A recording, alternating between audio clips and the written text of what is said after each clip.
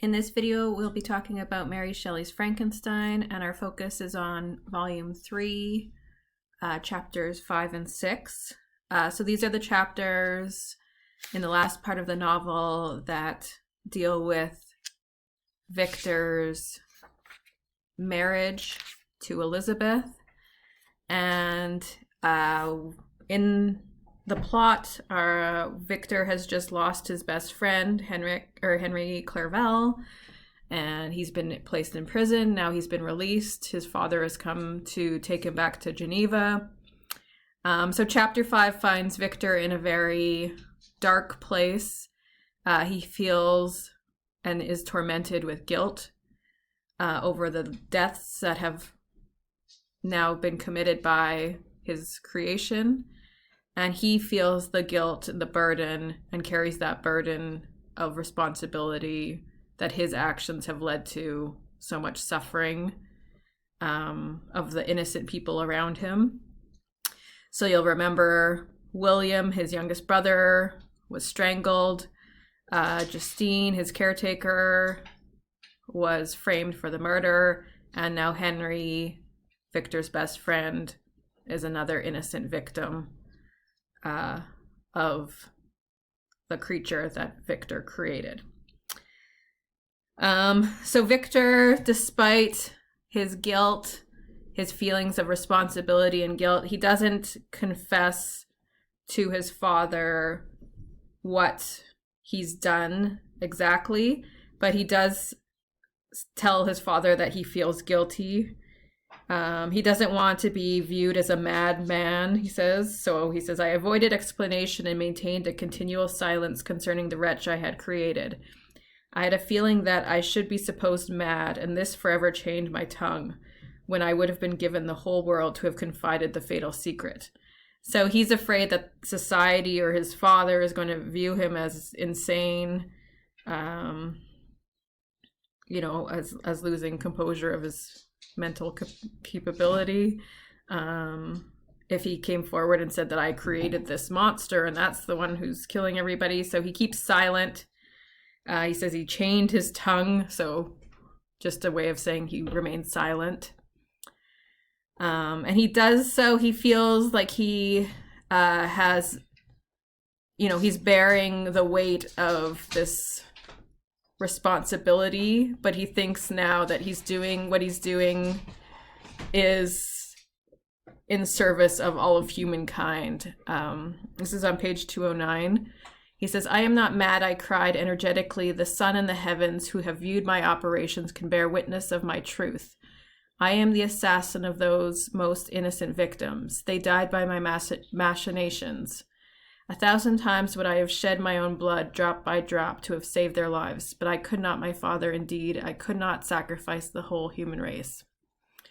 So he's kind of confessing to his father, but he not really, because he doesn't tell him the truth about what he created, that he created a monster. But he does say, he does imply that there were innocent victims who died by his what he calls machinations, right? His actions.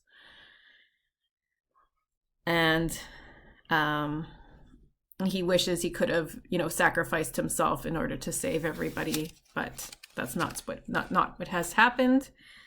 And then as the chapter goes on, we hear from Elizabeth. So there's a letter that Elizabeth sends to Victor, and she needs clarity, right? She's still in Geneva thinking that they're engaged, wondering, how Victor's doing. And she's worried that, Victor's not really as devoted to her in love as she is to him. So she questions, why he keeps putting off their marriage, and, she wants Victor to, she confesses her love to him, and she doesn't know if it's reciprocated, basically. So at the bottom of page 210, she writes him a letter, and she says, I confess to you, my cousin, that I love you, and that in my airy dreams of futurity, You have been my constant friend and companion, but it is your happiness I desire as well as my own when I declare to you that our marriage would render me eternally miserable unless it were the dictate of your own free choice. So she wants to make sure that he's as into the idea of marriage as she is. She wants to make sure that he doesn't feel just, obligated or burdened by his family's expectations that they get married, that she wants to know that he's truly in love with her. So she's asking for a little bit of clarity here in terms of his intentions and his desires for their future together. Victor, again, he can't fully focus on Elizabeth because his mind is preoccupied with his creature. He, is constantly under this looming threat that the creature gave to him when he broke the promise. I will be with you on your wedding night were the creature's words, and that's what Victor keeps thinking about. So he's also delaying the marriage because of this threat. So he knows that this confrontation is imminent as long as he is engaged with Elizabeth. And he can't really come clean to Elizabeth or to his father about the creature because he feels like he's going to be viewed as insane, even though, his family would probably hear him out. I'm not sure. I don't know. I think it's a little bit of pride as well. He doesn't want to be viewed as a madman, as that would, compromise his sense of pride in himself. But he reassures Elizabeth that he does want to marry her. So he writes her back and confesses to her that, yes, I do love you and I want to share a future with you. But he says he has one secret that he needs to tell her. This is on page 212. He says, I have one secret, Elizabeth, a dreadful one. When revealed to you, it will chill your frame with horror. And then far from being surprised at my misery, you will only wonder that I have survived what I have endured. I will confide this tale of misery and terror to you the day after our marriage shall take place. For my sweet cousin, there must be perfect confidence between us. But until then, I conjure you, do not mention or allude to it. This I most earnestly entreat, and I will know you will comply. So he promises to tell Elizabeth the truth, but this is the day after their wedding. So he anticipates this confrontation with the creature on his wedding night, and he says on that night, he's going to have a deadly struggle, and if he's victorious, I should be at peace, and his power over me will be at an end. If he were vanquished, I should be a free man. So in either case, he says either whether he dies or the creature dies, he'll be at least at peace or free from this burden and guilt that he's been carrying. So he wants that confrontation to take place, and that was the only thing that will eventually free him. But the thing he doesn't factor in his calculations is the creature's actions. And it's alluded to there's a bit of foreshadowing in chapter 5. He says, Great God, if for one instance I had thought what might be the hellish intention of my fiendish adversary, I would rather have banished myself forever from my native country and wandered a friendless outcast over the earth, than have consented to this miserable marriage. But if possessed of magic powers, the monster had blinded me to his real intentions, and when I thought that I had prepared only my own death, I hastened that of a far dearer victim. So if you haven't figured it out yet, chapter 6 makes it clear that the real victim of the creature when he says, I will be with you on your wedding night, is not Victor himself, but Elizabeth. So Elizabeth becomes, in chapter 6, his next victim. So on their wedding night, the creature targets Elizabeth and murders her. So just as the creature promised, Victor and Elizabeth get married. They go through the ceremony, but that night, on their honeymoon, when they should be, again, consummating their marriage, and, in that marriage bliss of love, instead they separate, and Victor anticipates this confrontation where he's going to fight for his life against the creature, and lo and behold, the creature is actually targeting Elizabeth, not Victor. So he kills Elizabeth, and Victor has one more murder on his, or feels now guilty for one more murder that he's indirectly responsible for. This is page 218. So Victor says, great God, why did I not then expire? Why am I here to relate the destruction of the best hope and the purest creature on earth? She was there, lifeless and inanimate, thrown across the bed, her head hanging down and her pale and distorted features half covered by her hair. Everywhere I turn, I see the same figure, her bloodless arms and relaxed form flung by the murderer on its bridal bier.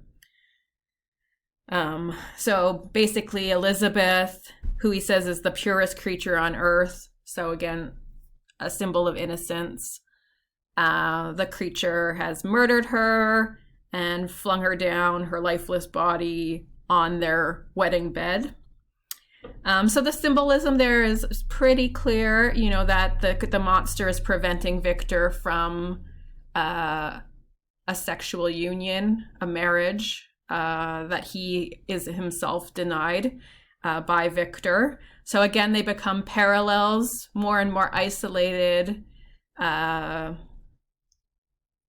men who are isolated from, being able to consummate their passions and desires. So they're both suffering now alone. So Victor discovers Elizabeth's body in that moment, and, this is, again, the guilt is upon him that his actions have led to yet another innocent life being taken.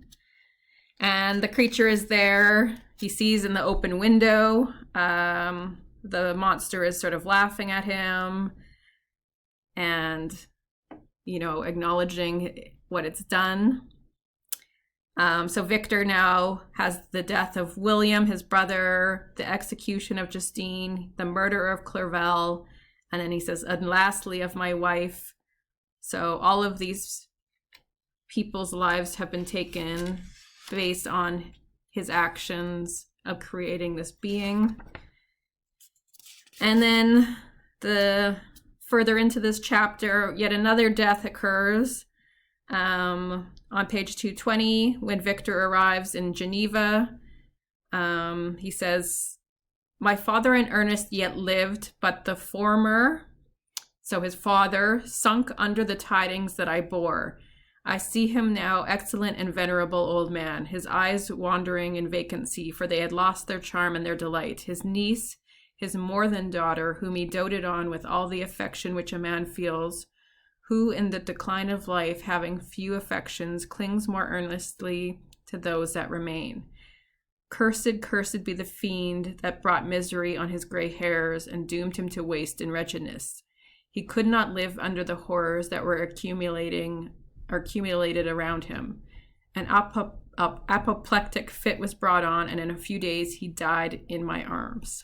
So, although not directly murdered by the creature, Victor's father also dies as a result of the sadness and grief that Elizabeth's death has brought upon him. So he becomes the now 5th murder victim of the creature and indirect murder victim of Victor. So he's the 5th victim of the creature and of Victor's action. So now our death toll is up to William, Justine, Henry, Elizabeth, and Victor's father, Alphonse. So 5 people have now lost their lives in terms of Victor's actions. So at this point, Victor basically has no other, family or friends, and he's basically alone. So he's now in a parallel state of existence as the creature, ironically. And his mental health goes into this dark, dark place. He says, "What then became of me, I know not. I lost sensation, and chains and darkness were the only objects that pressed upon me. Melancholy followed." So he feels, depression, mania. He basically loses his mind. And the only thing he's sort of living for at this point is revenge. So just like the creature wants revenge against Victor, Victor also wants revenge against the creature. So they become, again, these gothic doubles, both wanting or seeking the destruction of the other. So revenge becomes the whole purpose of Victor's existence. And he needs to set right by killing the creature the natural order of the world. So he needs to do his part and reverse his actions by destroying his creature. It is kind of interesting at this point. Victor finally now, after, his father dies, he finally goes and tells somebody else about what happened. So on page 221, this is just at the end of chapter 6, he actually goes to a judge in town and visits the magistrate and asks for help to capture, he says, the creature. So he confesses his very strange tale to the judge, and although he's fearful that the judge is going to see this tale and view him as a mad person, that he's lost his mind, he keeps going and tells the truth, finally, that what he's done. And even though the judge doesn't help him, he says, well, I can't really help you, given the nature of the creature and his abilities, which are almost supernatural. It would be, he says, impractical for me to try to help you. But Victor himself, he's, devoted himself now either in life or death to the destruction of his being. So he's going to do it all himself because he can't find anybody else to help him capture this monster. So it's sort of, again, down to just Victor and his creature, creator and creature, together in this battle of life and death.